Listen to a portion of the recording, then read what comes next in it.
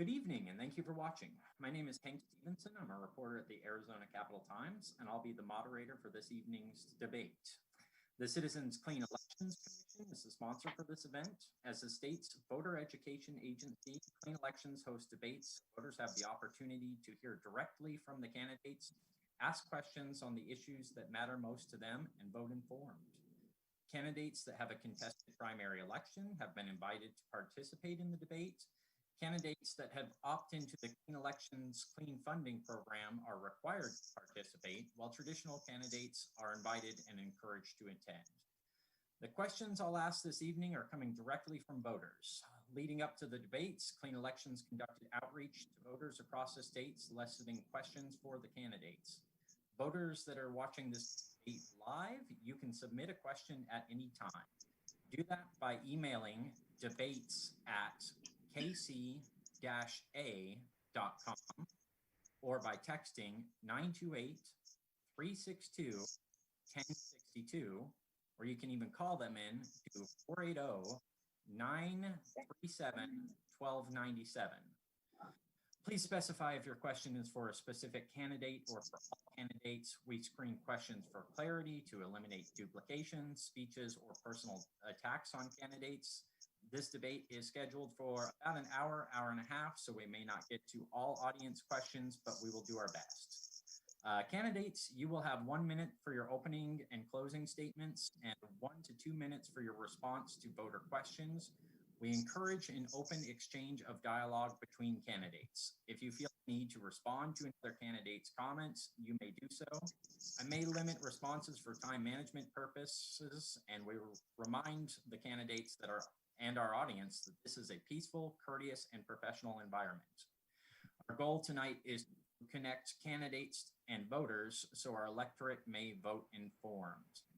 Tonight's participants are Representative Domingo DeGrazia, Stephanie Stahl Hamilton, and Paul Stapleton-Smith, running for the 2 House seats in Legislative District 10. This is a Democratic primary. The order in which candidates will speak has been determined by alphabetical order. And so let's start with you, Representative DeGrazia. Thank you, Hank. Good evening, everyone. Thank you to Citizens Clean Election Commission for hosting this debate. I hope everyone that's watching is staying safe and staying healthy. My name is Domingo DeGrazia. I'm running for re-election to the Arizona House of Representatives in District 10. I am a Tucson native. My dad was the artist Ted DeGrazia, and my mom was a special education teacher. I grew up in Tucson. I went to our fantastic public schools. I went to Pima College before getting my law degree. And I worked as an attorney in Tucson representing families in our community.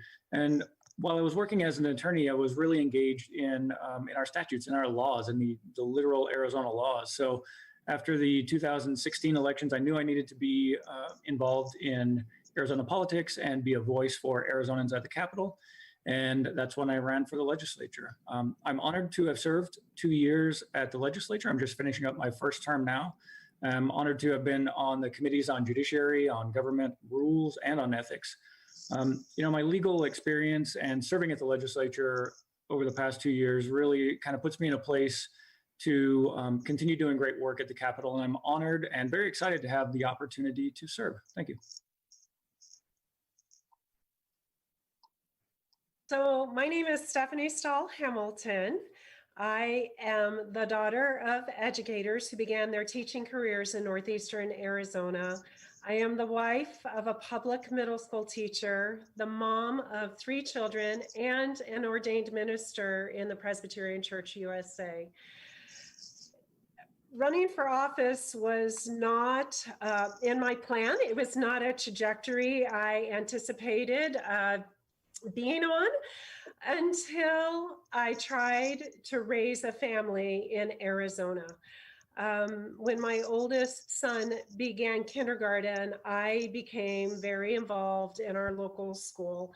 And that eventually translated to me doing a lot of advocacy work at the state legislature for our children. I can tell you I've spent the better part of 17 years fighting and working very hard to provide a quality of life that I believe is befitting for my family.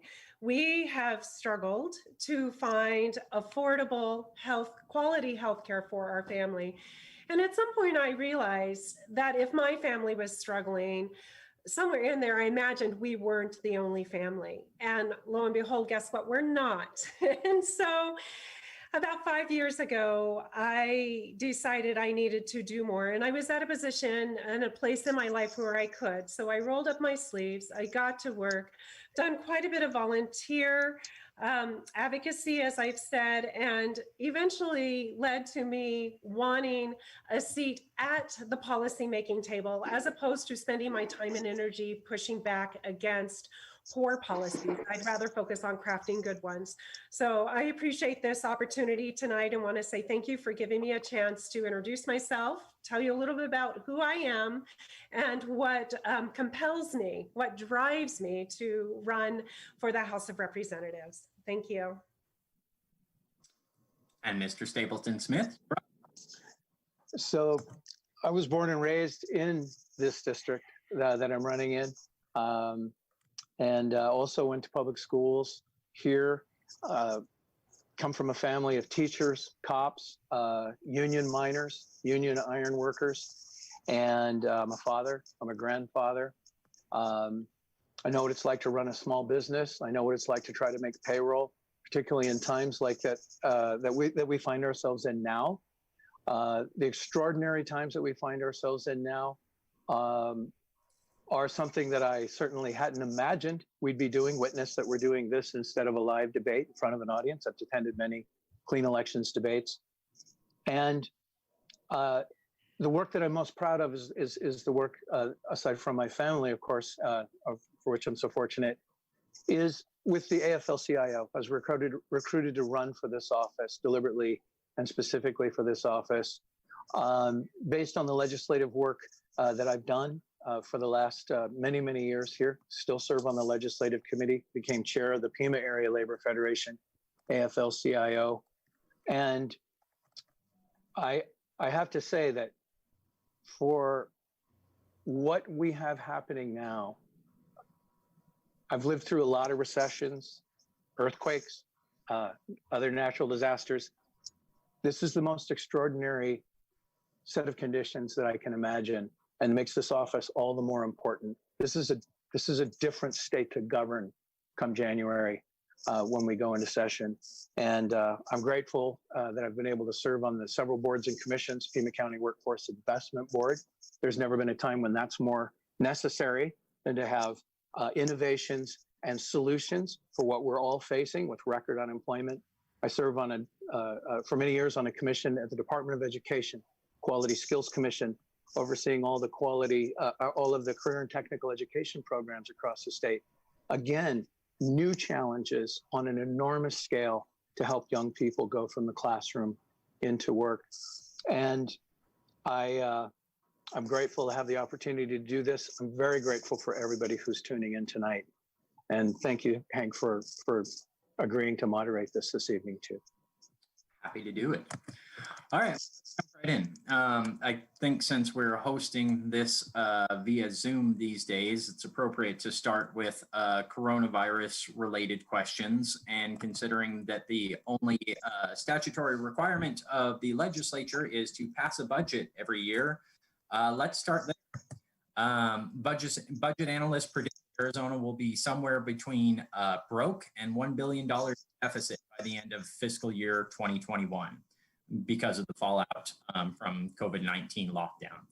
How do you propose to solve this deficit? And I want you each to be very specific. If you're suggesting we increase taxes, tell me what kind of taxes and by how much. If you're suggesting we cut services, which services and by how much? And let's go in that same order. Representative DeGrazia, you're up first.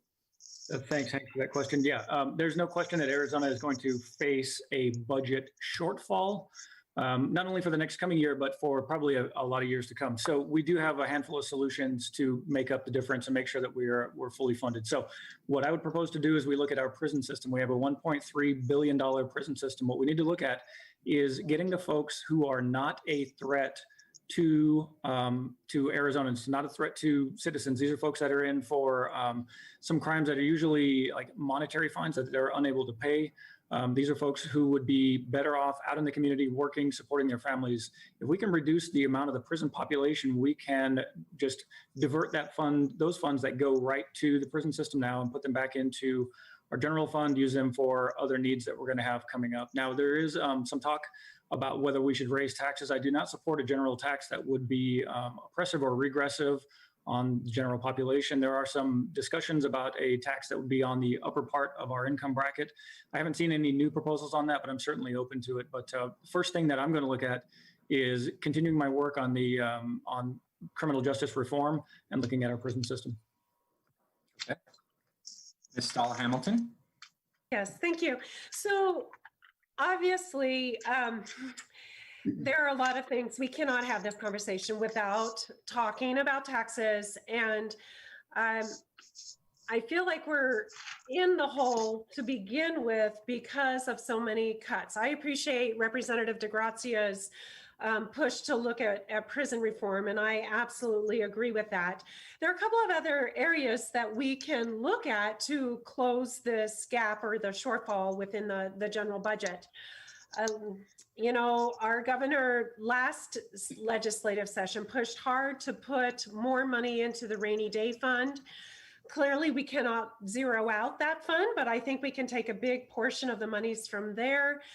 And then there are three areas that we can look at that could get us a third of the way there in regards to taxes. And one is Arizona has one of the lowest corporate tax rates within the nation. And if we were to raise the corporate tax rate just 1.1%, that would still put us at 30th in the nation for corporate tax rates. So it still would be pretty low, below, you know, the top 50%. If we raise that 1.1%, coupled with a multi-state tax. So what happens is when we have corporations who have their businesses in other states, but also do business in Arizona, they use our roads, they use our services, they benefit from the sales in our state. And interestingly enough, Arizona gives them a choice of two different tax rates to choose from.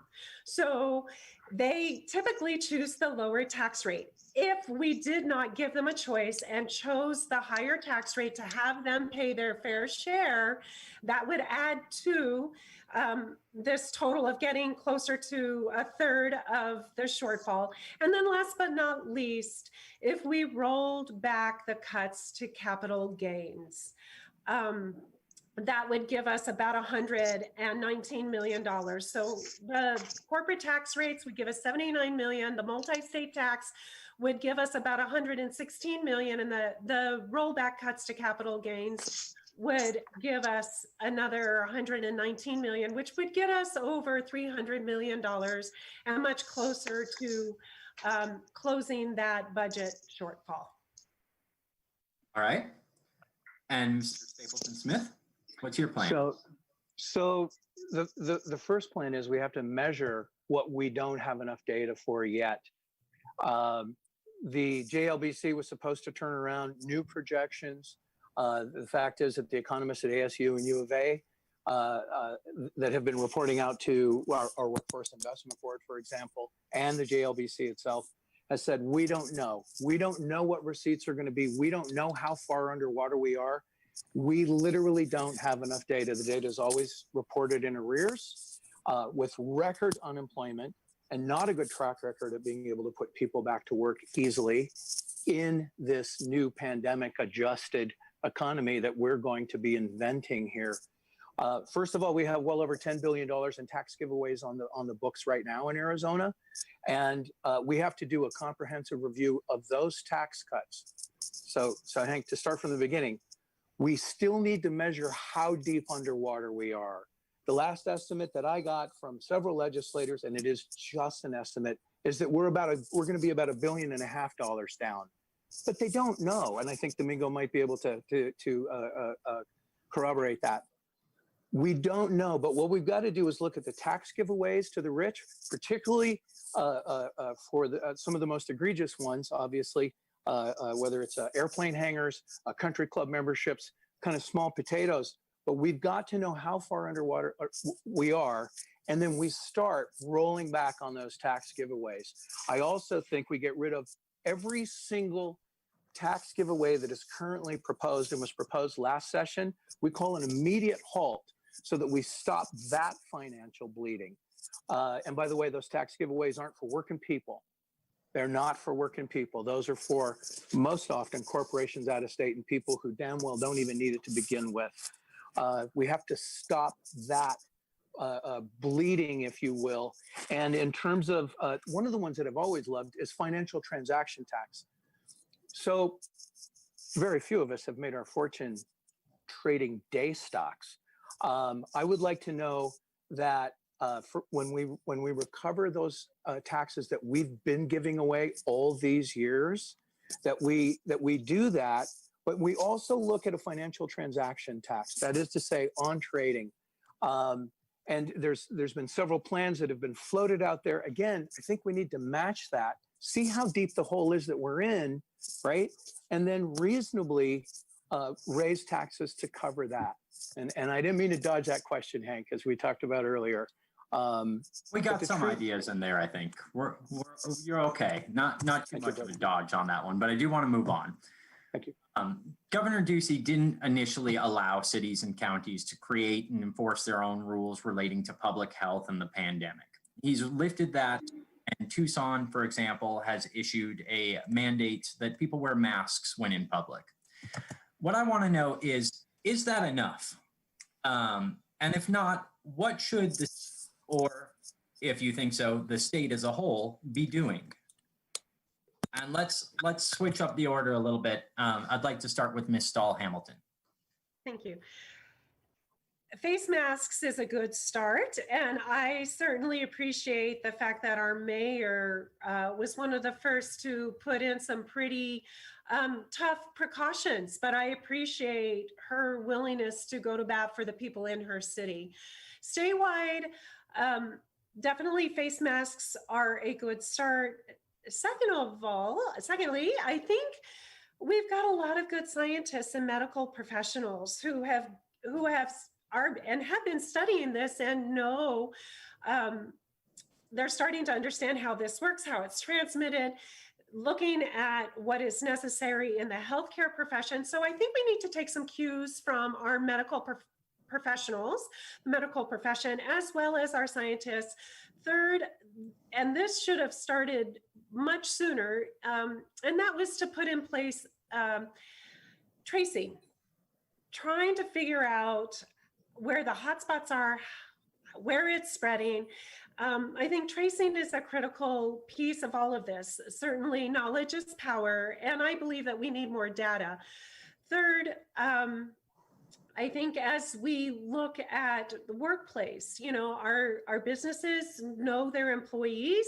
They want to be able to take care of their employees, and I think they should have the power to do so, as well as the financial support.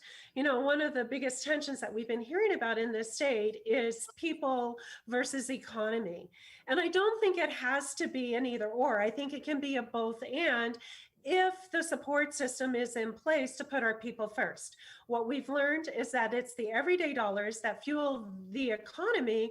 And until we know that it's safe to resume normal spending habits, typical spending habits, when it's safe to do so, our economy will bounce back. But we can't know when it's going to be safe if we don't have the information, if we're not relying on the experts who know, who are giving us advice to how we should proceed. Mr. Stapleton-Smith, what do you think? Are masks enough? Masks are not enough. And I'm fortunate that I get to work with the public health frontline workers with National Nurses Union and ASME at our El Rio County Health, also with our supervisors who have frontline defense, our county supervisors for public health here. We have chronically and recklessly underfunded and mismanaged public health on the ground at the state level and also here in this county. We knew that there were pandemics coming. We knew that there was a possibility for this disease outbreak. And here we are without any reasonable defense. The truth is that this state, from the state level, mismanagement has put us in the position that we are with this. We could have contained this if we had adequate public health surveillance, if we had a health department. Thank God we have Dr. Teresa Cullen over at the Pima County Health Department. We've got to restore public health delivery to the place where it can protect us. It's the intersectional issue. It has become the intersectional issue for every part of our existence. Our retirees have to deal with it. Housing policy has to deal with it. Our economy has to deal with it. Our schools have to deal with it, which is a whole nother situation here. Childcare, the fact that we had so little before. The truth is that we have to reinvent almost every model of everything we have been doing. There is no returning to a normal. There is rebuilding to something that we all deserve and have to have. But Ducey, along with his with all of his sort of cronies, has decided that this is the Wild West of public health. And now we're number one. We're finally number one in the world per capita for infections. And the truth is we have to isolate this. We have to contain this. There is no going back to the way it was. We have to go forward to a place where it's safe to, as a customer, to go do business, and for workers to be able to work in their workspace. I'm working with some groups right now on returning to school, for example, and we'll get to schools pretty soon here, Mr. Stapleton-Smith. I got a whole... Thank you, my friend. Okay.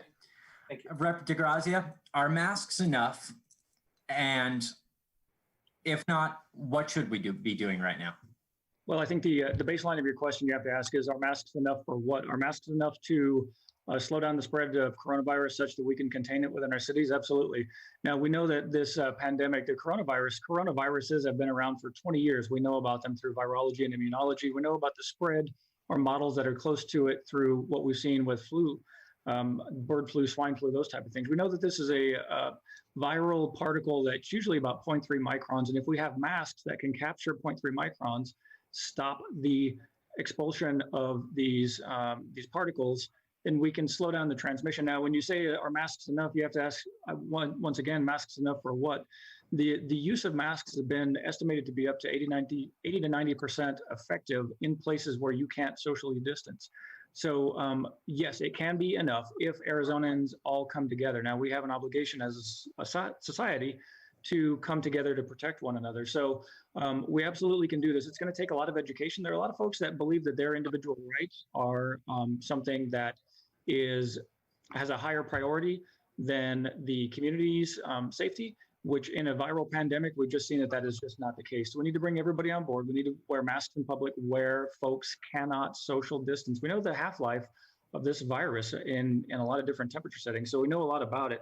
Now, it should have been done statewide. We should have had a faster, more aggressive clamp on the spread of this disease. If we had caught it early, we could have stopped the spread rate. I'll tell you that right now, our RT, the rate of spread amongst our community, is something like 1.3, 1.4. If we get up to, say, 2, where every infected person is spreading it to 2 other people, we're going to be in really bad shape. And what we have to really look at immediately is making sure that our business owners have the information they need so that they can open up safely to protect their workers, to protect their customers, because we have to get in a situation where we're not afraid of this pandemic, where we're not ignoring the pandemic, where we're working in the confines of it. And we can do that if everybody's educated, if everybody has the right information. Business owners are great at running their businesses. They're not necessarily virologists or immunologists. They just want to get back to what they do best, and we need to help them do that so we can get our economy started. We'll get on education in a little bit later, but I'd like to talk about that as well. Yeah, and I want to follow up to this question. You know, if we are, in fact, you know, if not number one, we are certainly trending quickly in the wrong direction. You mentioned business owners. I realized that the stay-at-home order and the essential services list was hard on everyone, business owners especially. But considering where we're at right now, would you support reinstituting a stay-at-home order? And let's start with you, Representative.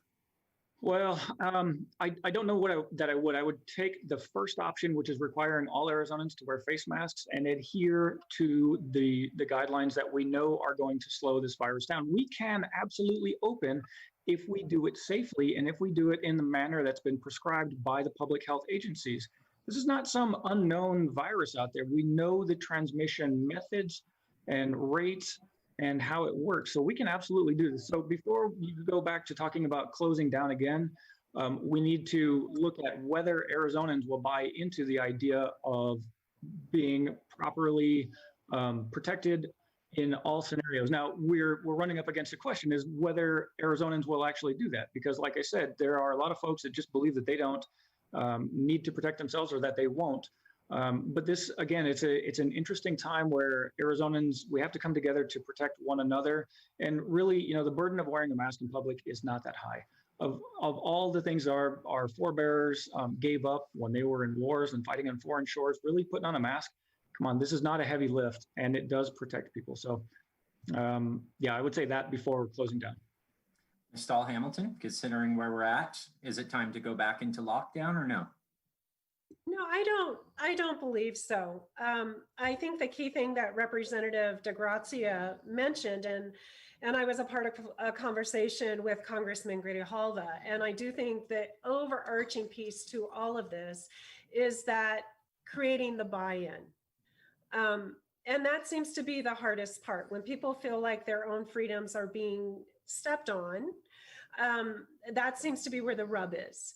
And so the burden falls upon creating buy-in. And sometimes you create buy-in through personal experience. Sometimes you create buy-in from people sharing their personal experience. Sometimes we don't have time to create buy-in. And so I again appreciate our mayor who took a hard stance and said in public, we need to wear a face mask. Now the burden falls upon how do we enforce it, all those different questions. But I believe that, yes, it is our job to protect one another, to take care of one another, and do what we can to create buy-in, because truly that's where it's going to shift. Mr. Stapleton-Smith, if we're number one, should we go back into lockdown?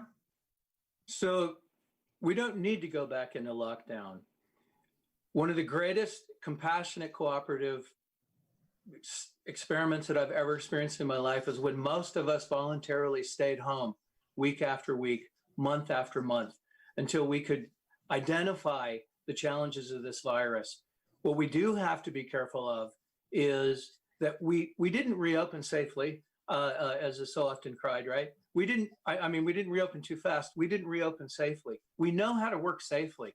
Our union brothers and sisters kept the electricity on. We have water service. We have hospitals. The mail gets delivered. We had frontline essential workers, our USCW sisters and brothers at the supermarkets, our Teamsters delivering stuff, right? We know how to do that. Some of our unions have hired their own epidemiologists, for example. We know to create safe work practices. We have to do that. But when there's an outbreak, we have to be able to contain that. That's public health science. That's what they tell us to do. We don't need to go into lockdown completely, but what we've got to do is make sure that when my stepmother goes to the store, when my wife has to go to do some business at one of these businesses, that it's safe. Without confidence, both with customers and workers, we don't have the cooperation that we need to even have an economy, one. But overarching all of that is we have a moral responsibility to make sure that when you go to work, it's safe.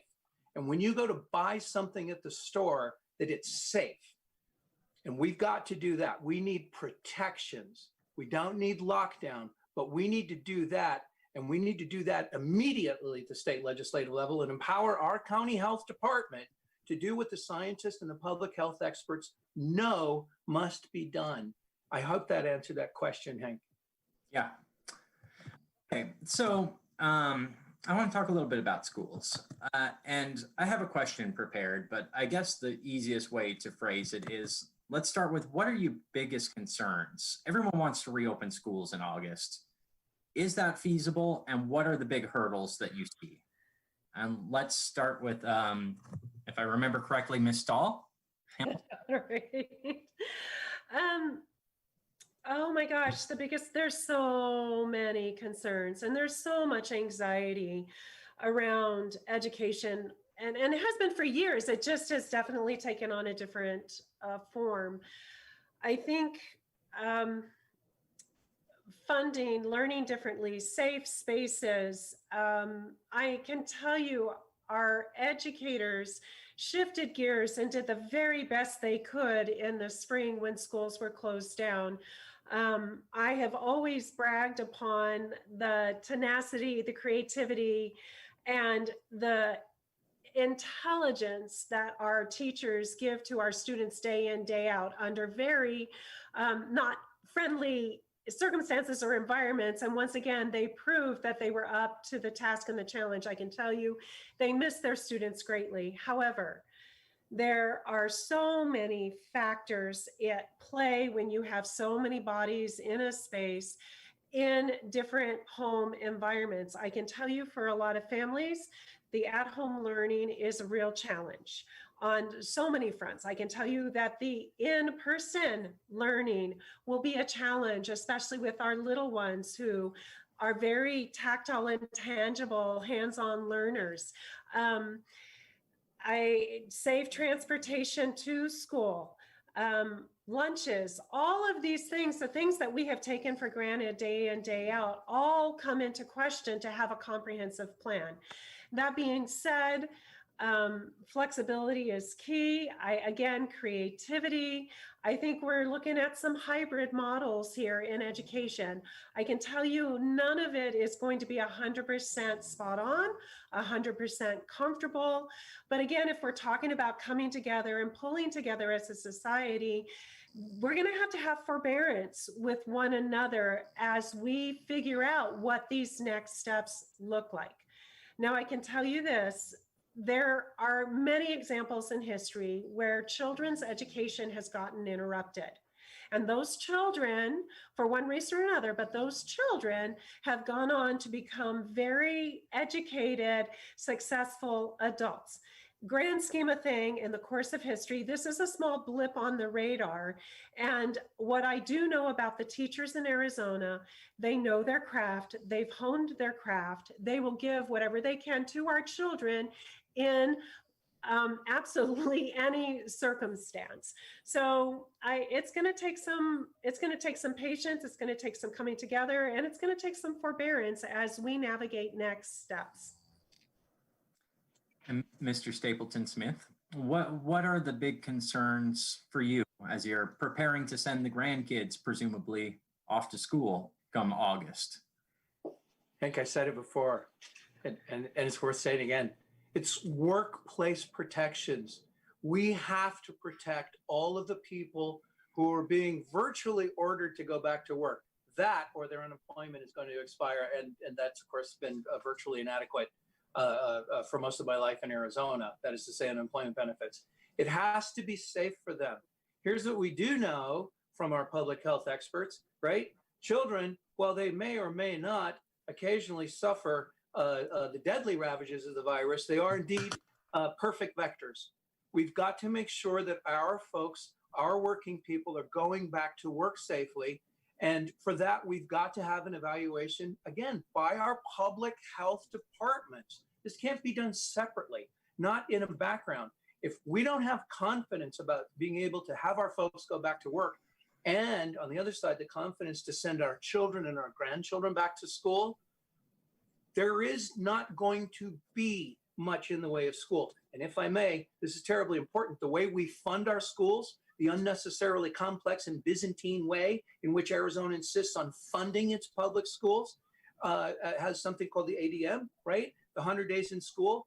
We're not even in a position to fund the schools, much less put some sort of onerous burden on them to physically create the distancing measures or other kinds of isolation measures that we might need. We're certainly doing that in some of our other workplace settings, plexiglass shields, making sure that we're distancing appropriately. Those buildings were not made for that. the old model of going to school does not accommodate the incredible inconvenience of this virus. The virus is here. As far as we know, it's going to be with us for quite some time. We cannot risk anybody going to work reasonably and having a good chance of getting sick, and tragically having those children reasonably, with reasonable expectations, taking that virus home to their grandparents, to their teacher, to their family, and to their family members. That's not containment, right? That's not containment. And I hope I answered that, because the truth is this is very complex. We do need to be having a new model of what school likes. And it does have to be adaptable. It does have to be flexible. And despite our best efforts, as far as I know, from working with some of these teachers who are designing these potential plans, and again, with our doctors and our nurses, even with our best work, there's still likely going to be some outbreaks. We need to be able to isolate that, conceivably take that school, shut that down, and make sure that our children and our public educators stay safe. And that's bus drivers, food service, maintenance people, teachers, everybody who works at the school. Last thing I want to say is it's a great time for me, from my perspective, to put nurses back into our schools to appropriately be that public health surveillance and protection for our kids, right?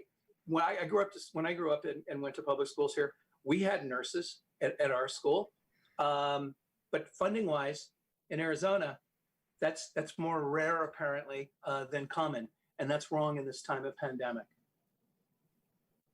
Rep. DeGrazia, what are your number 1, 2, and 10 concerns about heading back to schools? Well, so I think the question that you asked was in 2 parts, and the first part was about feasibility. The second part was about hurdles. So I'll answer the first part in two parts. So as far as feasibility, can we open schools? Is it feasible to open schools? Yes. Yeah, we can do it. Absolutely. Now, the second part to that is, what does that look like? Can we open schools in the way that they used to be like 6 months ago? No, absolutely not. That will not work. Can we open schools in a new way that is the best way that we can keep kids safe and will protect our teachers, protect every family member that's connected to these kids? We can do that, but it's going to take a lot of work. And I've been really, really impressed by the educators that I've spoken with that have been working on modeling. And as early as a week ago, they had some great presentations and proposals on how we can do this. It's going to take adaptability. It's going to take creativity. It's going to take some patience. These are all things that Arizonans possess, and we know that our teachers possess. But the biggest hurdle, to answer the second part of your question, the biggest hurdle is going to be having Arizonans come together around the understanding that this is going to be the way that we need to work for the foreseeable future. It's unfortunate that our guidance nationally has not embraced the idea that this pandemic is going to be around. In fact, they told us that the pandemic was going to magically disappear. It's unfortunate that we have state leadership that has abdicated the responsibility for enforcement of protections in the way of masks to just letting the counties and cities do what they see fit. We need a top-down message that is direct, that is strong, that is accurate, so that everybody can get on the same page and we can allocate the resources we need. We know that our kids, they need to be in school, they need to be educated, they need to be getting the social interaction that's going to help them grow and thrive. We've got a lot of teachers that are hitting the ground running and they are ready to go. We just have to have the statewide backing to help them do that. Okay. I want to ask about the Black Lives Matter movement. That has put at the forefront racial injustices, especially police brutality. And I want to know what each of you plan to do, if anything, to ensure that police who crossed a line are held accountable specifically and more generally to address systemic racism in the police force. I think this one goes to Mr. Stapleton-Smith. So before the broadcast began, we had a brief chat about that with our panelists here, and I think there's 3 things that have to happen. One is that we acknowledge always, everywhere, that racism is indeed real. It is extant. It does have a terrible effect not only in people's lives as individuals, but on our economy throughout all of the institutions that we attempt to maintain for our collective benefit. Two, when it comes to cops, being quite specific, Hank, because I like how you do that. You always go for with specificity. Qualified immunity for police officers? No, that has to be taken away. That has to be stripped out. Any other person going to work that commits a crime, any other person that goes to work and commits a crime doesn't get qualified immunity, right? That's not democracy. What is that? That's a protection racket. That goes away. Also, I want to know that every single misconduct, every single finding, every single disciplinary action that a law enforcement officer who's carrying a gun, who has the ability to take our liberty away from us, right? That always remains on the record and is transparent and accessible to the people who pay them. That's us. That's us. No more can we have somebody who is disciplined or suspended or terminated, and then they just skip across the county line to another department, or they go off to North Carolina and everything's fine and they get to start over again. We've seen such tremendous brutality on the part of so many law enforcement agencies across this country. It's like they tripled down confronting peaceful protesters who are protesting the very existence of that brutality, right? Which is emblematic of, indeed, racism. And so those three things, that we always call that out, that we always identify that it is there. Two, qualified immunity goes away. Three, that the transparency for those officers in terms of infractions or punishments or dismissals or other sanctions, that those remain on the records, is always there. And then I suppose I lied. The last one is, we have to take a look at every single law enforcement budget and make sure that we're not sending somebody with a gun and a badge and an attitude to take care of something that a mental health expert or a medical expert should be doing. And that's a big question, but I'm very grateful to get to answer that. 4-point plan. I like it. Representative DeGrazia? Oh, thanks, Hank. Yeah, it's been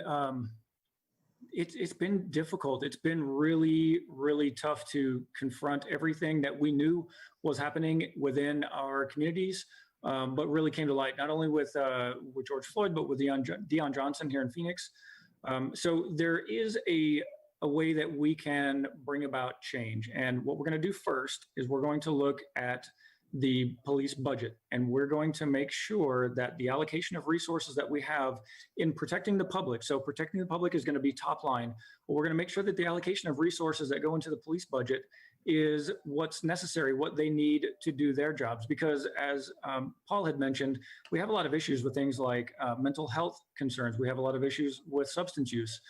These are not necessarily issues or problems that should be tasked over to the police. We need specialists that work in behavioral health and mental health that can help address these problems so that we can have better resolution to them. Now, once we're looking at the budget, we're going to look at training, who gets training, how much training they get, whether the training is appropriate to the task. And this is just the police force, whether these folks are getting the training that they need to do their jobs properly. And with their records, we're going to make sure that anything that gets on their record that is not going to go away, that, as was said, they don't just get to go to another department or have that part of their record go away. So we're going to be looking at least a three-pronged approach here.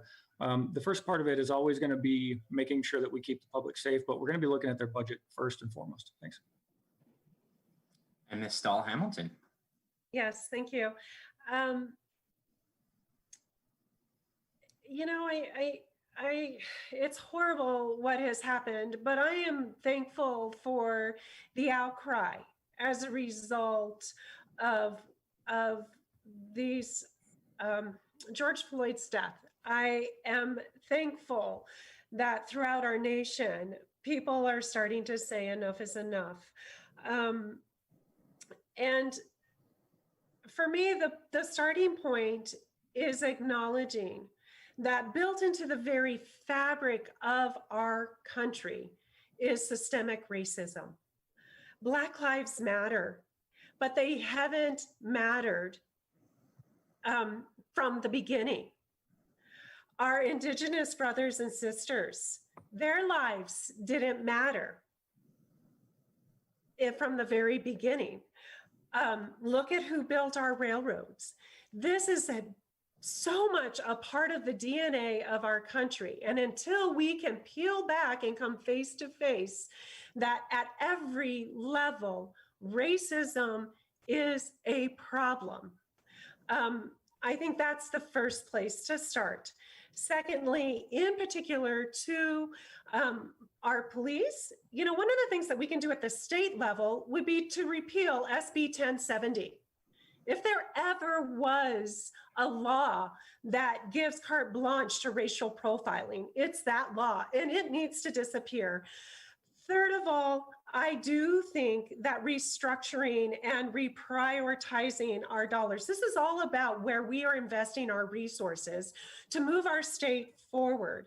I can tell you from personal experience of having a neighbor who had mental health challenges, every time there was an episode, it was the police who showed up. And fortunately, we were involved in this young man's life, and he relied on us and would send the police our way so that we could have a conversation. And I always just kind of scratched my head because I wasn't sure why. I mean, he wasn't a danger to us. He was more of a danger to himself. And that response always baffled me a little bit, but how else do you get the help you need? And that's who came when he dialed 911. And I agree wholeheartedly that we need people trained who have the degrees, who have the work experience to deal with mental health challenges, as well as substance abuse. Oftentimes, treatment becomes incarceration, and that's not a path we want to go down. And then, I lost my third point, but I should just recap by saying absolutely, we've got to look at and acknowledge just the foundation of our country. Second of all, we can specifically look at SB 1070, as well as restructuring and reallocating our resources to better serve our public. Go ahead, Paul, step on in. You guys can talk over each other. If you feel the need to respond, I'm not a teacher. So when we have a culture in a law enforcement agency, our schools have cultures, our work sites have cultures. When we say that we're going to do more training, right? My whole life, I've heard that everywhere I've lived. I come from a family of cops. And I know that when the culture is rotten, you can give them training 6 months out of the year. And the truth is, those of us, Hank, you've been a reporter, you know that. The truth is that if the culture is rotten at a specific agency or in a specific department, and I think it goes down to the immediate supervisor level, it's not just, say, somebody like Chris Magnus, right, at the very top. It goes down to the very supervisors on the street, right? That we find this in all kinds of different workplaces. The thing is, when we find a rotten culture where that racism is not only tolerated but quietly promoted, right? And then they grin and they say, well, I took 6 hours of compulsory training, or I took 5 weeks of compulsory training, and then they go right back out and do the same thing. What we have to do is make sure that we've got an independent accounting on behalf of the people for the agency that works for them. Because the truth is, hope is not a plan. You can hope that they get trained, right? But if the culture of that agency or that department is rotten, and we've seen a whole lot of that across this country, then the people need to be able to step in there. And I think that goes to independent oversight. So when there's, for example, prosecution for cops, it's not investigated by the police department. No, it's investigated and then reasonably charged by an outside agency. And I'm going to suggest one more thing important in Pima County. And this is not unique to this county, but it's appropriate here. Having the Pima County attorney who has to work with the cops all the time, sheriffs and TPD and the other agencies, having them prosecute that, Domingo, back me up on this, my friend, probably not the best idea. Independent prosecutorial powers. So we don't have that culture that can also cast a shadow across reasonably the county attorney's office. Okay. So I think this is important. I want to stay on this topic for just another moment. I want to ask, what does white privilege mean to you? What does the term white privilege mean to you? And what have you done in your life to address racism? And I think we're starting with the representative this time.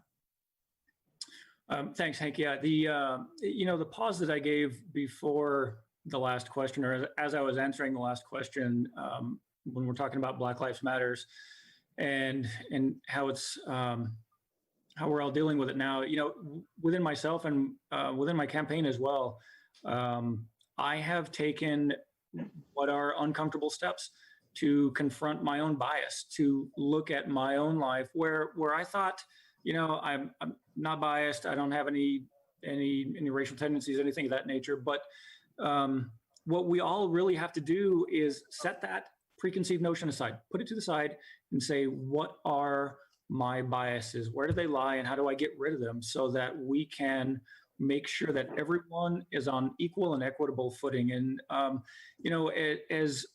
as I understand white privilege, it is a deeply ingrained thought or feeling that someone just has right or entitlement above others who are of a different ethnic origin.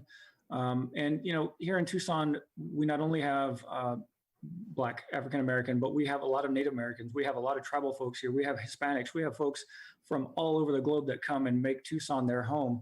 And we need to make sure that everybody is treated equally and equitably, and that there's no preconceived notion. And this is a tough road. This is a time that I've taken to confront it within myself. It's going to be a growth experience for sure, but I'm definitely working on it. And I appreciate the opportunity to keep talking to folks and keep growing. Stahl Hamilton, Yes. What does white privilege mean, and how are you addressing that in your own life?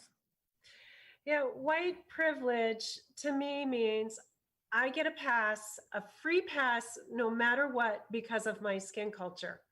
Because of my skin color. The culture I was born into is not called into question. It is a power dynamic that always falls in my favor because of my skin color. I spent my childhood years on the Navajo reservation. And while I was the minority, and at that time, English was not the first language spoken, I always came out at the top of a power dynamic.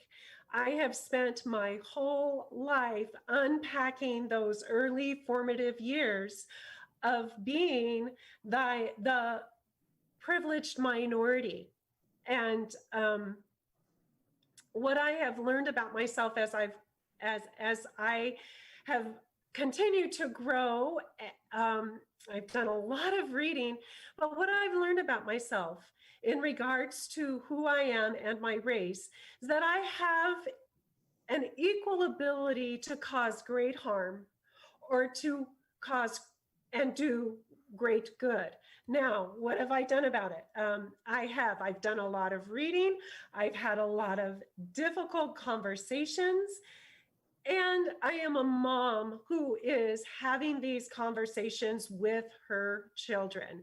The dinner time conversations, the things that my children bring home from school, the things that they share with their teachers, we lean in. And I can tell you, or better yet, my children could tell you that a time or two, they've gotten a tongue lashing from me because I jumped the gun and didn't tease out the conversation enough because I was so worried that they weren't recognizing the privilege they have because of the family they've been born into. And on an everyday basis, I'm having these conversations. They are difficult, they are painful, and it is hard to take a step and lean in when there's an opposing opinion from people that I love very much. But it takes the courage to stand up, to speak my convictions, to hold true to my values. And when given the opportunity, I try to do that, and I definitely try to walk the path that keeps me and holds me accountable. And Mr. Stapleton-Smith, white privilege in your life. The fact that I'm sitting here just like this, it's part of my white privilege. When I go out the door of my house, I don't have to worry that I'm going to get stopped by a cop for the color of my skin. When I drive to the store, when I go into that store, I don't have to worry that I'm going to be followed around. I was taught early that you could do anything you wanted to do. You could do anything you wanted to do. Of course, not entirely true. We don't have a merit-based system of living in America, but it doubles down, triples down, and in often deadly ways for somebody who's the wrong skin color. My grandfather came from Sonora, Mexico. He didn't have papers when he came over. Back then, that wasn't something that was bad. My other grandfather was raised in Nogales. The truth is that the privilege that I've always had, born and raised here in Tucson, was this: in my family, we have mixed skin colors. We have folks who marry in and out of different cultures. And at the same time, I still, whether it's school, at all of the jobs that I've worked at, I understand that I can go almost anywhere relatively unmolested without somebody stopping me because I happen to look just the way that I look. In terms of what I'm doing about it in my life, I'm very proud that at the AFL-CIO, we have a commitment not only to immigrants' rights, but to eliminating racism everywhere we find it. We have an expression that we take very seriously, and our other panelists would even know about this. We create leaders who create leaders who create leaders. We're here to manifest goodness. My wife says, don't tell me what you believe, tell me what you did today. So we identify young leaders and we put them onto boards, commissions, we help them run for office. We make sure that they're in positions of leadership. We also understand that within our own organizations and where we are in the workplace, we have to manifest those actual ratios, if you will, of say women for sure, right? Most of my leaders are women, as it happens, but that we've got people in positions of true power, real power, and that we're not giving lip service to that. And then we need to be able to measure that. How many people of color are in positions of real power and policy making? And we have to stay on that. And that's something I'm enormously proud of with our unions and with the AFL-CIO, that is front and center. All right, I've got a bunch of audience questions here, and a few of them are just kind of biographic. So I want to lump these into kind of a lightning round, if y'all will indulge me. People want to know, how long have you and your family lived in the district? Do you see this office as a springboard to a higher office? And what is the most important endorsement that you've received? And I think we're starting with Miss Hamilton now. All right, thank you. Oh my gosh. All right, the three questions again. I'm so sorry. Want me to do it again? Yes, please. It's all right. They're all they don't flow naturally together, but I'm going to lump them together anyway. How long have you lived in the district? Is this a springboard to higher office for you? And what's your most important endorsement to you? All right. You know what? I'm going to take them in reverse order, if that's all right. My most important endorsement, well, there's a lot, and at the risk of making folks feel slighted, I would say that of all the endorsements, because that is people and organizations who have put their necks on the line for me, who have said, we believe in this person, her ability to lead, and we believe in her, you know, for this position. I would say I've got a fair number of elected officials from Congress, from Congressman Grijalva to at the state legislature, 2 senators, I got city council, I have school board, and then I've got organizations that speak to my values as well. And instead of me listing through all of them, I would say, take a look at my website, hamiltonforhouse.com, and you'll see more there. We've got 5 more that are in the works being put up on my website. But for me, I would say, you know, the Arizona Education Association just gave me their endorsement. And that is one of the #1 issues in Arizona. And coupled with Stand for Children, where I have spent my adult life pouring my energy and my passion and my work, to have those endorsements, it means a great deal to me. Secondly, do I see this as a springboard? And, you know, that's a good question. But what I would say is, I can't see it as anything just yet, and because I'm not elected. So let's get me elected first. And then part of the title is representative. And that, for me, is the focus of the job and where my energies will lie. Back in June, I spent the month just talking. I did a series of listening sessions to understand what the voters were thinking and to see if there was consistently throughout the LD, if there were some consistent threads that we could pull together of priorities and values for the people of LD10. And guess what? I learned that there is consistency, and the areas, the top 3 issues, education, healthcare, and the environment. And guess what? Those are some of the most important issues to me. And I have been chomping at the bit to roll up my sleeves, lean in, and work very specifically in those areas to see if we can move this state forward. And that, you know, in the way of education and healthcare, I have already been representing the people in our city. Now, as to the very first question, how long have I and my family lived in the district? I have moved into the district. I moved in there in last year in May. It is important to me to be there. There was a lot of family trauma in my life at that time. And I was asked to keep a lot of that private. I would like to keep that private. There are very specific reasons why it made sense for me to move into the district, and my family will follow. Now, as a representative, we make sacrifices. That is part of public service, and part of that sacrifice and part of me being a mom is getting my family ready for when I am elected, and I will spend even more time away from my family. So it made sense for me to move into the district, and my family is in the process of trying to make that happen for the future. I know there's been a lot of concern about this. It all boils down to representation and being a representative. And I have already been representing the people in our LD. Okay. Mr. Stapleton-Smith, most important endorsement.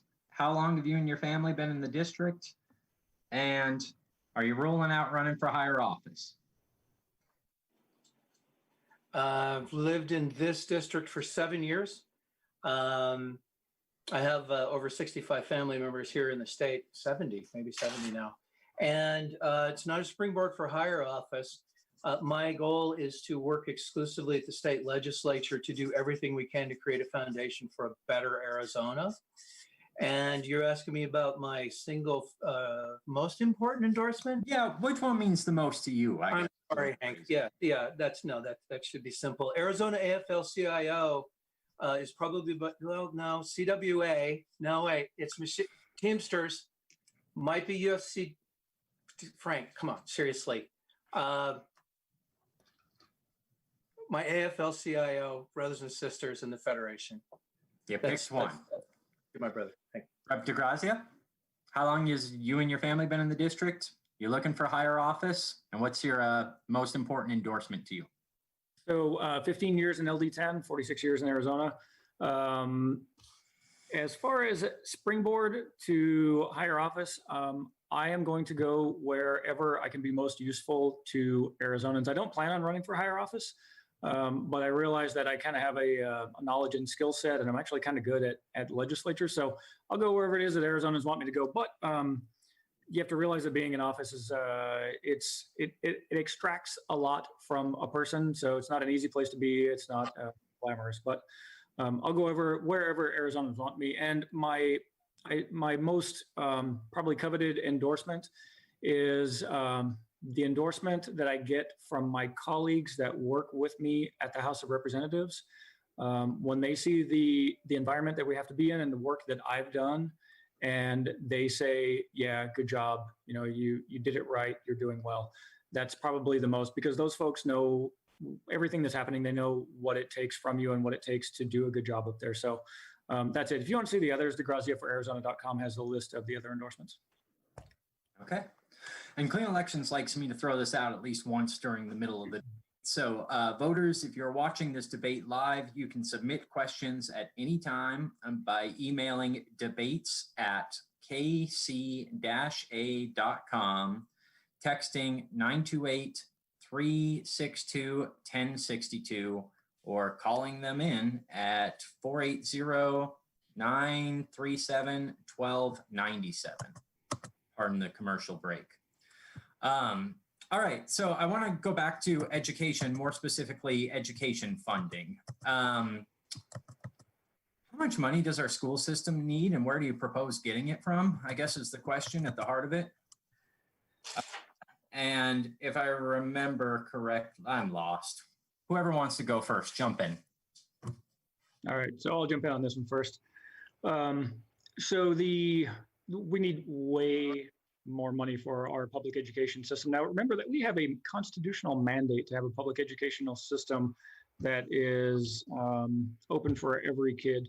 So the latest Joint Legislative Budget Committee analysis says that we might be down $500,000 or $500 million. It may not be as bad as we thought. There's some good projections, but we're still way underfunded. Remember that before Red for Ed started, Governor Ducey proposed something that was going to be a 2% raise that aggregated over 5 years. Something like 0.4% per year is what he was so proud. And you can watch, it was January, I think, of 2017 when he made the address to the Arizona legislature and made this great announcement about what he was going to do. And then all of a sudden, 70,000 teachers showed up at the Capitol and marched and said, that is not good enough. That was the beginning of how we got to 20 by 2020. We are in a budget crunch. We need to keep that 20 by 2020 and more in mind, because we have a lot of infrastructure issues. There are going to be a lot more issues that are coming up just due to the COVID-19 pandemic and having to modify the way that we educate our Arizona children and the way that we take care of our education workforce. Now, as I said before, I am going to look at reducing our prison population and shunting that money that we put into the prisons over into education. Thanks. We need a new dedicated funding source. Yes. And how much should it be? Well, I mean, we can easily look at putting another $500 million into a dedicated funding source for education. We have been so chronically underfunding that we have rollover debt that is in the plus billions. So we need to cauterize the losses that we have and then put money in just to start getting caught up. We don't want to be 48th in the nation for education funding. We want to be like closer to the top as far as what we're putting into our students, because remember that at the end of the day, we are building our future of Arizona based on the amount of funding that we put into schools. So yeah, I would start with at least $500 million for a preliminary, and then we need to move from there. And this $500 million is this, you said new revenue source, sales tax, income tax. Where's the tax come from? Yeah, so I've already said that I'm against a regressive sales tax that's going to apply to everybody. So we're going to be relooking at those proposals for a tax on the higher income earners, which would bear the load more evenly across our population base, and was brought up before looking at our tax giveaways, our tax incentives that are already on the books. Now that's a great idea. It takes a little bit more work to get at those because of the way our Constitution is set up that we can't make reviews of them. Now, we are giving away a lot of money to corporations that we could be using toward education. but we have to look at where the money is going first and see if the money is even what we're losing is in exchange for something that aligns with Arizona values. Now, we don't know because we can't see those taxes. Okay. Ms. Stahl Hamilton? Oh, I love this Where's question. it come from? Where's the money coming from? Is that what you said? Yeah, how much do we need and where's it gonna come from? Yeah, well, we need way more than what we have. We probably need, I appreciate Representative DeGrazia's estimate. I think we need probably double that. But that being said, not only do we need funding for our educators, our paraprofessionals and our specialists need to make living wages. They do not. They don't even, most of them don't even make minimum wage. Arizona has this idea that classroom teachers are the only ones that matter in the classroom and touch a child's education. It's support staff, it's every person in the district that helps our schools run efficiently and effectively. Every person that touches the life of a child matters and makes a difference in that classroom. Capital funding was reduced to about 90%. Quite a few years ago, people are asking for the funds to go back to 2008. I think we need to hit 2008 and keep moving forward.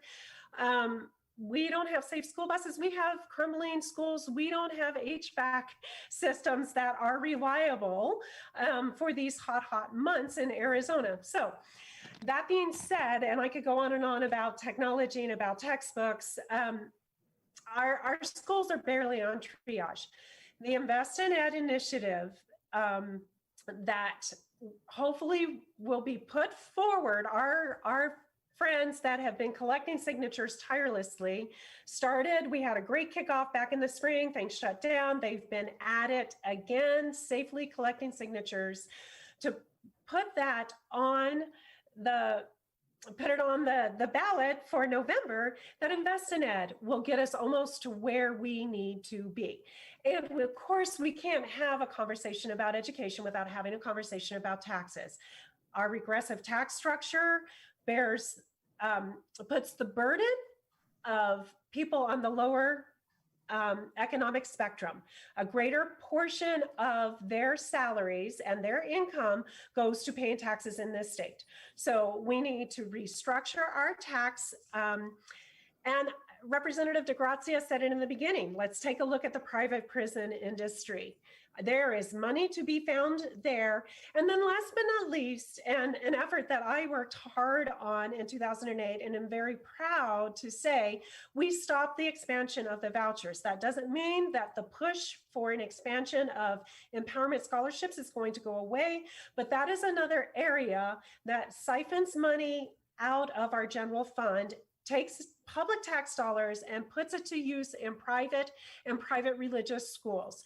And then when we talk about tax credits, we need to look at the equitable distribution of tax credits, and it's not happening in our state. So there are 4 areas right there. When we start looking at education funding, I've taken up far too much time. I could have a much more in-depth and robust conversation about this. So I definitely am thankful for the question. Yeah, unfortunately, we could probably do an hour-long debate on each of these questions. That's not the format we're working with here. So, Mr. Stapleton-Smith, how much do we need and where would you get it from? Well, I appreciate how short the time is. As an AFL-CIO Red for Ed organizer in Southern Arizona, I was on the No 123 committee, another ill-fated attempt, empty attempt to reliably and durably fund our schools. Before the pandemic, I also served on the Pima County JTED Business and Industry Council for many years, our career and technical education programs. And I thought we were down across the state about $1.5 billion for helping our schools become more equitable, because of course I think everybody understands now through all of the work of Red for Ed that we don't have equitable funding district to district. I can assure you that that's the truth. To go from Cat Foothills, where I do program evaluations, down to Douglas, night and day in terms of the kind of learning environments and facilities and staff they have, the money for staff. I have to say, we need new measurements on this. We need new metrics. This pandemic, we said this at the outset of the program. What was is no longer what is going to be. It's just not. We have to get together and figure out this reinvention of what schools are going to be during this next phase of returning to school during the pandemic. And then we have to be prepared to reinvent that yet again or make adjustments. So it's not a fair question to say there's one number and there's one place to go for money. One of my voters said the other day, he says, dude, legalize marijuana and just tax the living, this is a family show, right? Tax the heck out of it. I said, okay, duly considered. But the money is in the tax giveaways. That's where it is on the books. I mentioned before financial transaction tax. And I think that, I think that the idea of marijuana tax on recreational marijuana sounds like a fabulous idea. I think we need to measure what we really need, because sitting here today, we really don't know how much more we need. Okay, and we'll get to recreational marijuana hopefully before the end of this thing. You guys, I think a few of you actually mentioned the empowerment scholarship accounts and work that you've done against the expansion of that program. My question is, should we eliminate that program altogether? And I'll take that. I'll take that. It's a serious question. That's a serious question. So let me tell you, the empowerment scholarship account, well, let me start back with bottom line. We want all our children in Arizona to be educated. The only place where this should ever come into play is when children who have needs that are so much greater and cannot be met or addressed in a traditional public classroom, then and only then is it economically smart and feasible for those children to have the state's help in receiving a comprehensive education. Now, that was the intent behind those empowerment scholarships. And yet it was used as a ploy to open the door and make it a free-for-all to defund our public schools. How the workaround happened is beyond me, but it is unconstitutional, it is immoral, and it is unethical.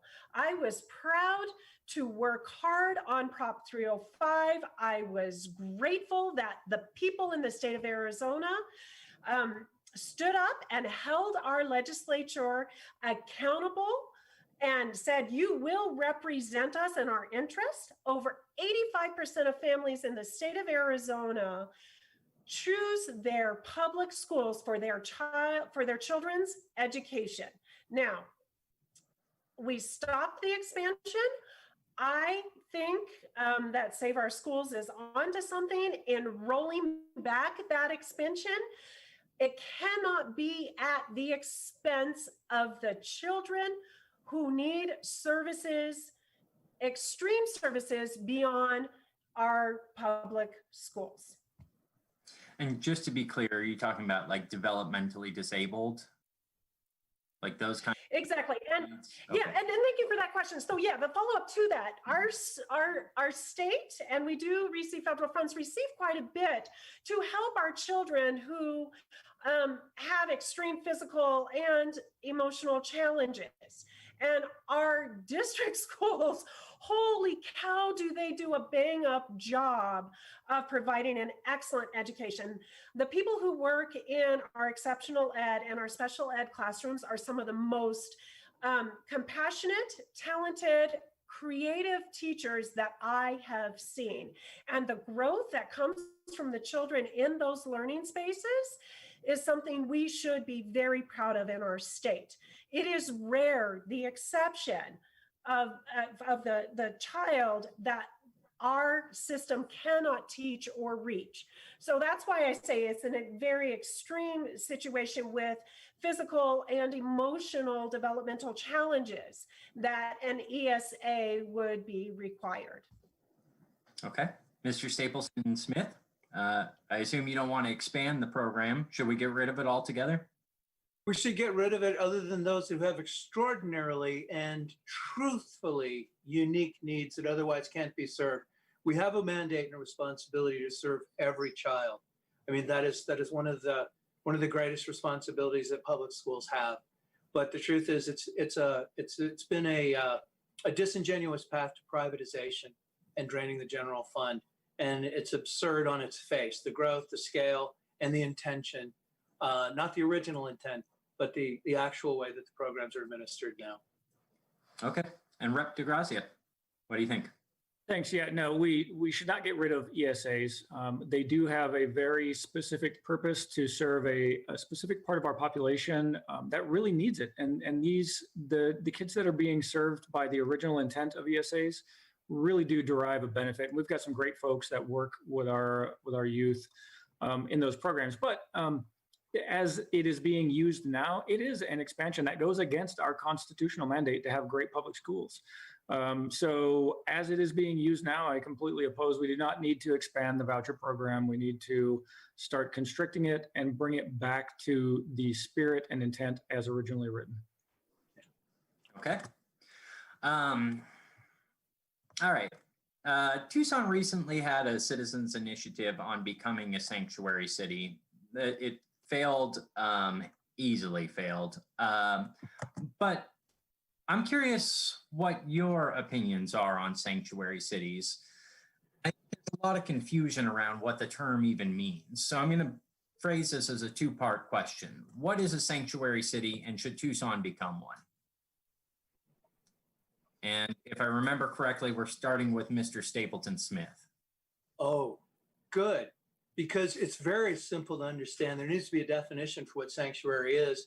In the case of making sure that we don't have that systemic racism, once again, rearing its ugly head, allowing profiling to go on with our local law enforcement agencies, and then further allowing our federal agencies to co-opt our local agencies so that they can then become de facto extensions of the federal government under this crazy president. I think crazy is a fair term. I'm not a doctor, but if I was, I tell you that this is insanity.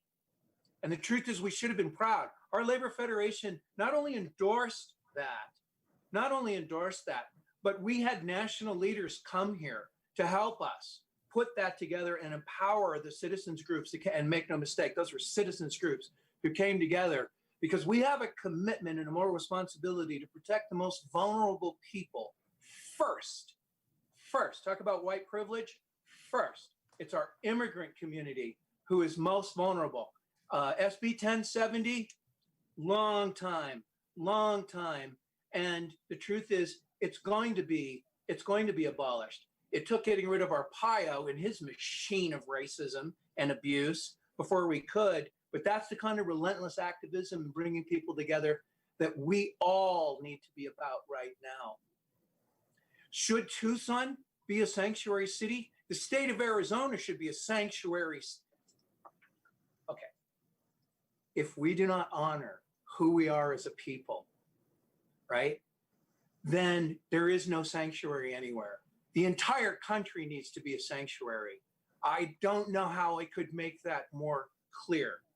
Protecting the most vulnerable people who are raising their families and participating in our economy and paying taxes and are otherwise being exploited by the corporate class in an attempt to have a permanent underclass, which is the aspirations of so many of the big corporations.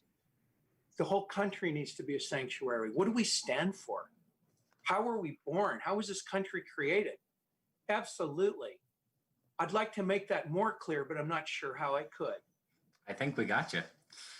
Rep. DeGrazia, what is a sanctuary city by your definition, and should Tucson become one?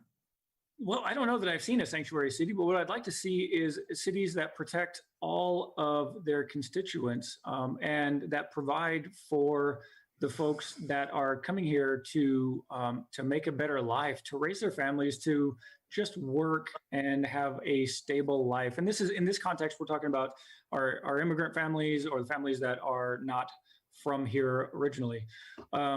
So when I envision a sanctuary city, it's interesting, like having grown up in Tucson, because all that I've known is to have a great mix of a lot of people from a lot of different regions that have varied backgrounds, and we all come together and we all do so peacefully. So naturally, my will and my value is to protect all of them, to make sure that they have the opportunities that should be afforded to all Americans that want to just live out the American dream. Now, unfortunately, it came to the Tucson voters, and they said no. But as far as where we should be, yeah, SB 1070 is an embarrassment. It really is a black mark on Arizona, and we need to move as quickly as we can away from that. And I want to follow up. How did you vote on that initiative? No, I voted no. It was the wrong way to go for Arizona, and there were a lot of mechanical problems with that bill. And what it did, which was something that I was afraid that it would do, is it brought the ire of a lot of other folks statewide on Arizona. Not only did we see Governor Ducey try to resurrect 1070 and make it worse, we saw at least 3 lawmakers in the House and 1 in the Senate that tried to bring something that was going to be even worse for our folks. Now, we need to work toward being protective of all of our residents in Arizona. There's no question about that. We need to be having the sanctuary city as what our final goal is going to be, but we have to make sure that we take the right steps at the right time to do that, so we don't inadvertently injure folks on the way there. Hank, if I may, in fairness, to 2 points. 1, we really should have a definition of what that is. 2, no fierce Democrat runs from a fight, okay? Upheld in the federal courts this notion that they were going to challenge federal money that was going to come down here, all of that nonsense, that we were somehow going to be punished as a municipality, right? The fact is, we have to be able to take the right fights at the right time. And we can argue about whether or not Ducey might have brought down the wrath or intensified 1070, but wrong is wrong and right is right.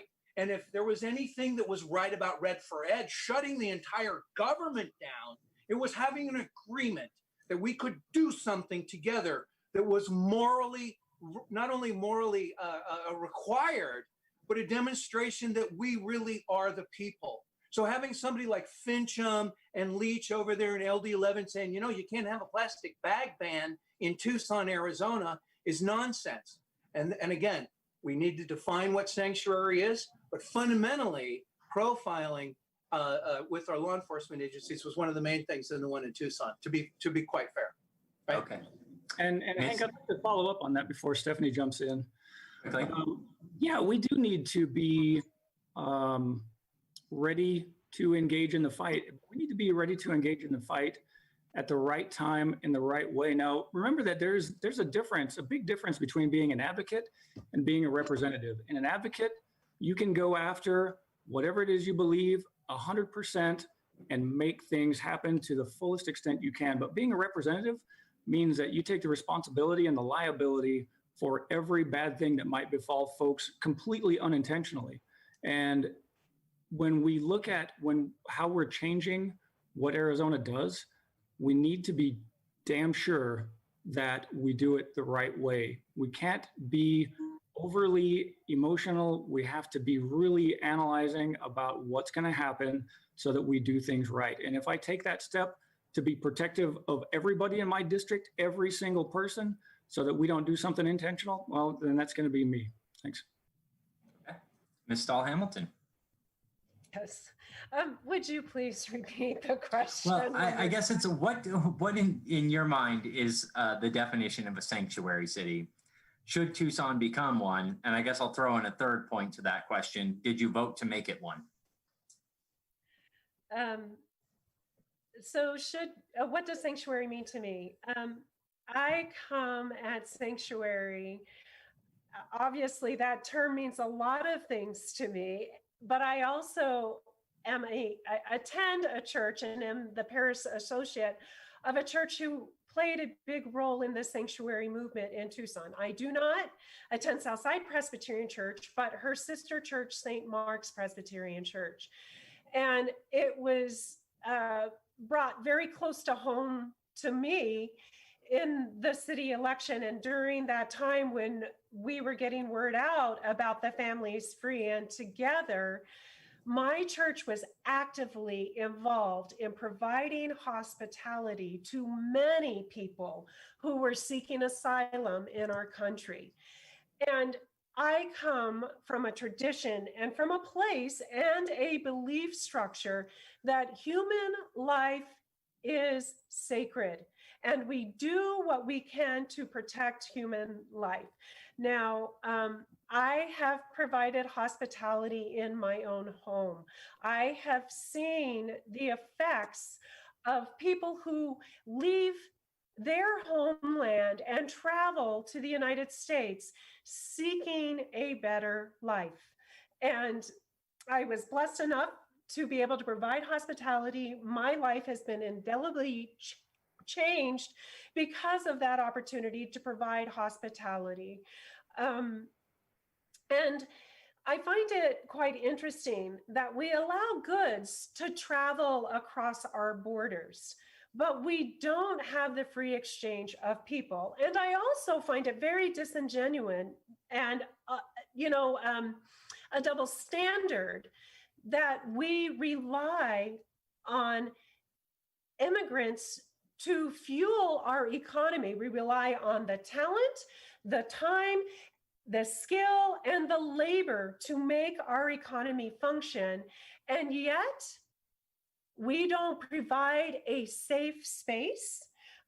So sanctuary is something that I am in support of, believe very strongly. And I have to tell, so when I was canvassing and people asked me what I voted, I have to tell you, and I admitted at the door, and I'm awfully embarrassed to say that when I filled out my ballot, I don't remember the back page when I did the initiatives. I was in the middle of a meeting and I was so concerned about getting that ballot done, but also trying to pay attention in the meeting that I checked boxes, sealed it, and put it off to the side so I could mail it. And I don't remember how I voted. So at any rate, I can't say how I voted because I don't know. How did you mean to vote? And the reason I don't remember is because I was split for the very reasons of where my personal values are, and also conversations I have had with elected city officials trying to untangle and know. It's one thing to be passionate and to have clear values. It's another thing to try to understand the impact. And so I was very split because I had two very good arguments. And so I thought, I'll figure it out when I check the box. And I am not making this up.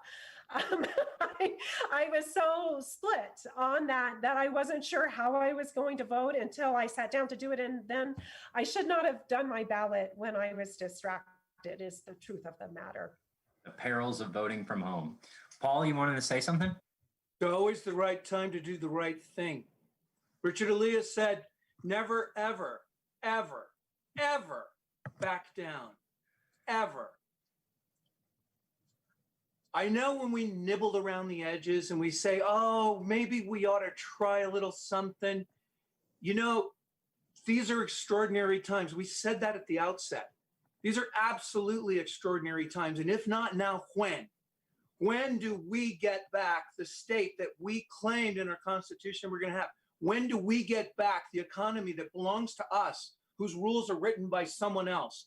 And when is it right? When is the right time to defend immigrants? Do we do that with once again, hope? That's our plan, is hope? No, we do it with policy. And we take that struggle upon ourselves and we make goodness manifest, right? That's who we are as Democrats. That's what our platform stands for. And if you haven't walked a picket line, or you haven't done a march, or you haven't seen policymakers, when we fill a hearing room, change their mind and change their vote, then you're not really an activist, my friend. And you're really not the kind of Democrat that we need to be working with us right now. We need people who bring other people to the table. And we're not going to nibble around the edges, and we're not going to talk out of both sides of our mouth, and we're not going to soft pedal things. We need schools that work for all of us. We need medical care delivery that works for all of us. And we need jobs and an economy that works for all of us and not just for the rich. And this is the time for us to do that. Okay, so we're already past our time limit, but I'm going to push it. There's one more on my must-hit list. The federal government boosted unemployment benefits by $600 a week during the pandemic, but those funds are set to expire. Arizona's unemployment is among the lowest in the country at $240 a week. Should the state step in when the feds step out? And if so, what is the right amount for unemployment? And I think that one starts with the representative. Wow, that is a great question. So I think the first part of your question is, should the state step in when the feds step out? And what was the second part? And what's the right amount? Okay. How much? So should the state step in when the feds step out? Yeah, absolutely. We have an obligation to take care of our folks here. And if the feds are not going to renew the pandemic unemployment insurance, which is the 600, I believe we're talking about, I think that's going to expire sometime in July. We still have folks that need to provide for their families, that need to pay rent, that need to buy food. Yeah, absolutely. There is a reason that we have a rainy day fund on these specific issues. And we need to make sure that the funding that we have set aside for an emergency just like this goes to the folks that need it. We have a huge amount in the housing subsidy that has not been allocated. We need to get our funding out to the folks that need it should the Fed step out, which I'm expecting that they will. Now, when we're acting on the specific amount, I don't know what the specific amount is. I've been on a lot of calls that talk around the edges of this and that look at what it may be or may not be. I know that right now the 240 plus the 600 per week is a good amount, but I don't know what that final amount should be. I'd be happy to research it and get some answers and get back to you, but I just don't know. I guess broad strokes, more or less than we're paying now. So my impression from the folks I've talked to is the 240 plus 600 per week is something that is working at least as a baseline to keep us on life support. Where we are on the upper thresholds or the lower, I just don't know. There's a lot that goes into the budget calculations, and there's some really, really smart folks that work at the house that actually live and breathe this kind of stuff every day. That's not my wheelhouse, so I don't have that specialty. Fair enough. Ms. Stahl Hamilton? Let me start off by saying I think the state should step up in the first place. That 240 a week is nowhere near enough, but it's not just that we're paying the lowest amount in the 50 United States. It's that the threshold to even qualify for unemployment insurance is so great that many people in our state don't qualify. So our unemployment insurance system is upside down. We need to first make unemployment insurance available and accessible to more people within our state.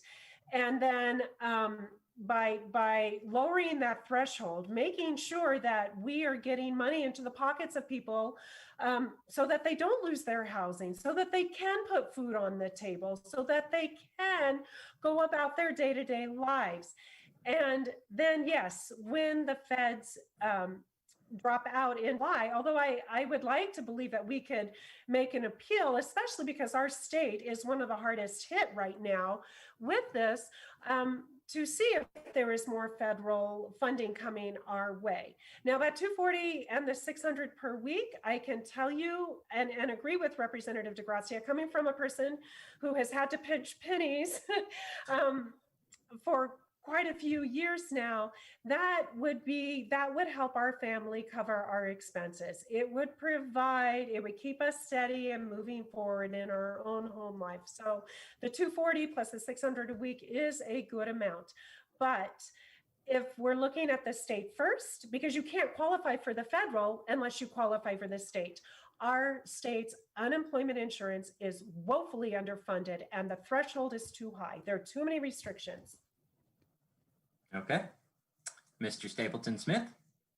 $800 a week. I don't think we've raised unemployment rate here for about 16 years in Arizona. It needs to go to $800 a week. And then that defines, in the same fashion that we design a budget for our schools and then we fund that. It also is an addition. Of course, unemployment shouldn't be something that is a punishment. It's a condition. It's a condition of a broken economy. The rules of the economy were written by the rich for the rich. It's time to rewrite those now. The truth is that our people, when they're receiving unemployment, are receiving their own money for the very purpose of something that happened to them that we don't want to have happen to them. We need to be able to keep people safe in their homes in this pandemic. We need to be able to make sure that people can feed their families. And the truth is that if we define that, then we will fund that. Okay. Well, I want to move on to closing statements because I believe I've already overstayed my welcome here. But there's one really good question from the audience that I challenge you all to address in your closing statements. And that's simply, why are you the better candidate to represent me in my district? And so let's start the closing statements. And I believe we'll go in reverse order of how we started this off. So Mr. Stapleton-Smith, wet your whistle and take it away.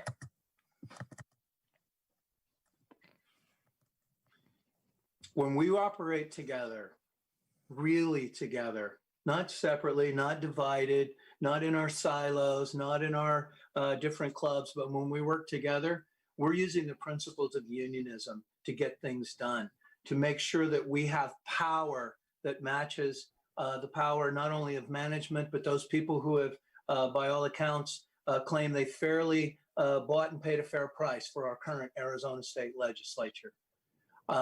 We need to be able to overturn right to work so that we can have people on the job that have power to create a contract that lifts them out of poverty, not just out of poverty, but into middle-class security with some notion that they'll have a secure and dignified retirement, that they'll be able to have health care. I've worked with over 32 community partners with the Labor Federation. I've done that for years and years and years. Mi Familia Vota, Planned Parenthood, any number of folks in Southern Arizona, when they need help, when they need to get something done, set up a pantry, create a march, go put pressure on a congressman, they call the Labor Federation. The kind of networks that we have, the legislative networks across the state, and that's up and down the ballot. We work consistently at the city, the county, and the state and the federal level to make sure we have coherent policies. We have relationships with those electeds, and we have a commitment to making sure that everything we do, that everything I do, is grounded in a moral foundation. Every belief, every action, every policy we seek. I've been working on legislation, helping to write bills, also on legislative teams for over 10 years, 12 years in Arizona.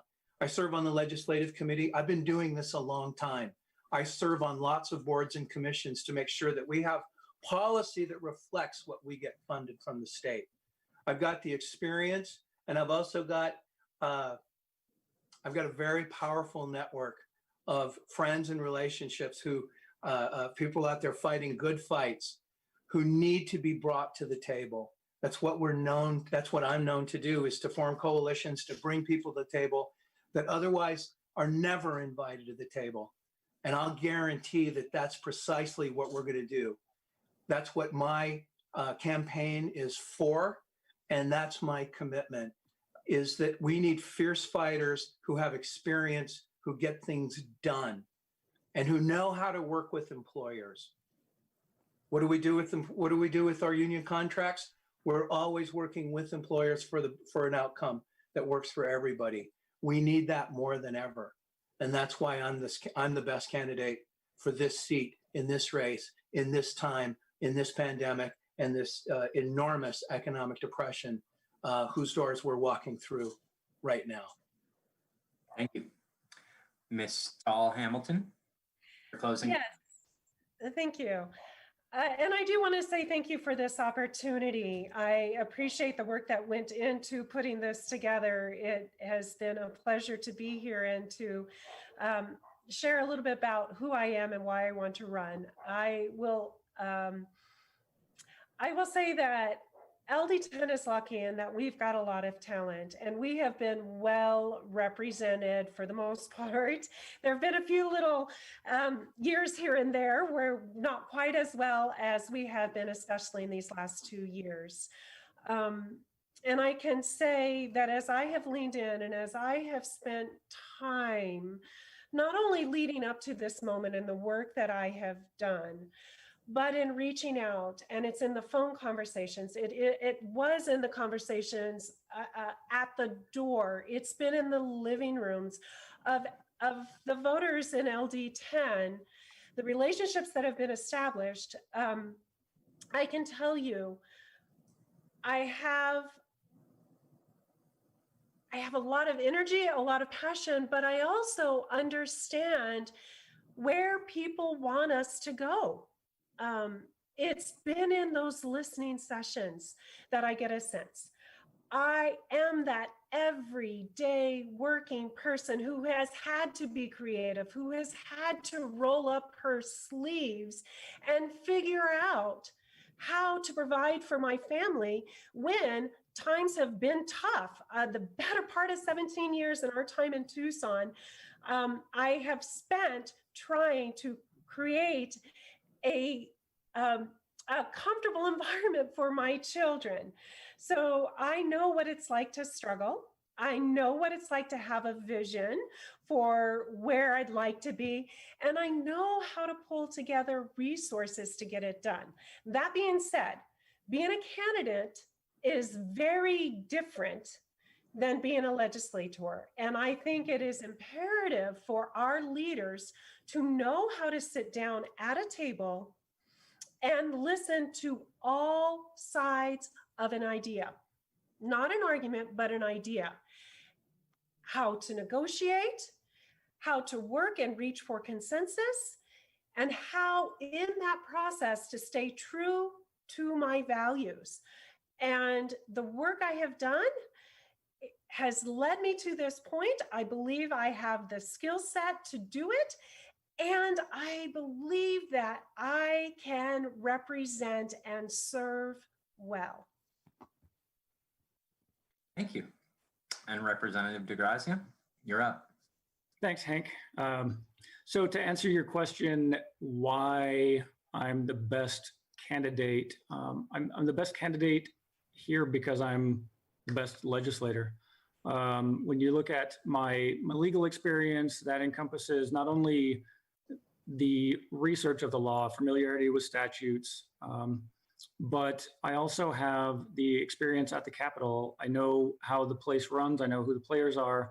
I know what levers to enact at what time to get a bill passed, and I know when to hold off if something isn't the right time.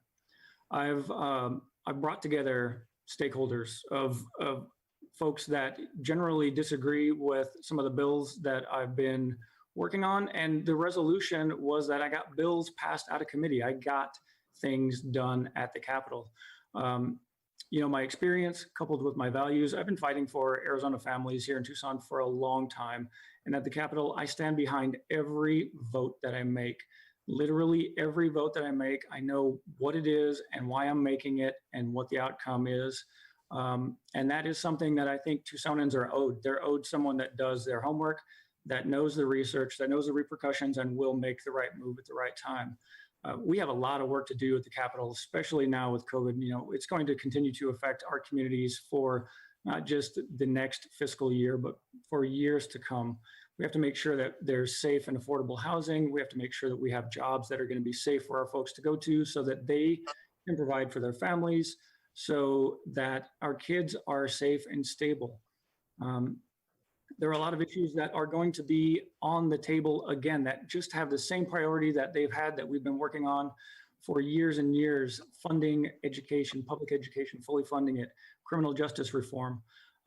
These are going to be even more important now that we're looking at budget crunches and everybody's belt is going to have to be tightened. The reality of the Capitol is that it's just a different environment than being a candidate. And we still have a lot of other issues, including women's rights, the environment, you know, common sense gun reform. These are all things that we still have to fight for. And knowing how to step in, bring the folks together that have the expertise, that have the knowledge base, so that you can engage someone that is really strong on education or that is really strong on women's rights and say, you're the leader, I'm behind you, let's go, and have my own knowledge base where I know what I can get things done because I built those coalitions. I have folks across the aisle that have worked with me that have sponsored or co-sponsored my bills. These are not small tasks to accomplish. I know what I'm doing. I have the experience of 2 years. I have the experience of my legal background. And what I'm asking today at the end of this, I'm asking that folks join me in this fight to move our Arizona values forward. Join me, and I'm asking for your vote. Thanks. Cool. Well, that's it. To the candidates, thank you so much for participating. I think it's worth noting that none of you are running with Clean Elections funding, and so none of you were required to be here. So good on you for showing up. To the voters who tuned in, we thank you all. Thanks for taking the time to inform yourself before the August 4th primary election. The Citizens Clean Elections Commission is your source for nonpartisan voter information, and we encourage you to visit azcleanelections.gov for all your voting needs. That's it. Thanks so much. Thank you, Hank. Thank you. Yeah.